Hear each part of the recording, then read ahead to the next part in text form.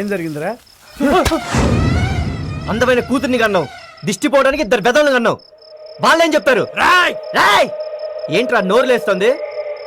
నన్ను చాటుగా చంపాలనుకున్నప్పుడు ఏమైందిరా ఈ ధైర్యం? నాన్న ఈడు మామూలుడు కాదు. చెల్లికి మాయ మాటలు చెప్పి అర్ధరాత్రి తన రూముకి రప్పించుకున్నాడు. మళ్ళీ అర్ధరాత్రి దేవి గదిలోకి దూరాడు. అందుకే వీరికి యాక్సిడెంట్ చేసి కాలో చెయ్యో తీసేసి బుద్ధి చెప్తాం అనుకున్నాం. పెళ్లిగాని ఆడపిల్ల గదిలోకి అర్ధరాత్రి రావడం తప్ప నీకు తెలీదా? నేను దేవి ప్రేమించుకున్నాం. మీరు ఒప్పుకుంటే పెళ్లి చేసుకుంటాం. ఒప్పుకోవడానికి ఎవడరా నువ్వు? డాక్టర్వా ఇంజనీర్వా? పెళ్ళానికి 2 పూట్ల తిండి పెట్టగల వెల్డర్ని.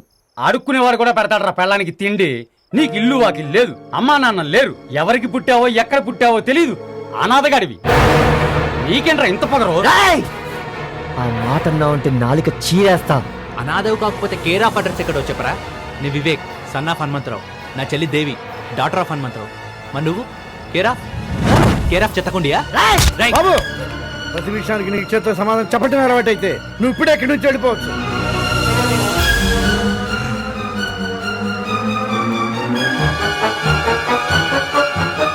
నేను అనాథని కాదు, అనాథలా బతుకుతున్నాను. నీకు నువ్వుగా బతికినంత కాలం ఆ కారణం ఎవరికీ తెలియనక్కర్లేదు.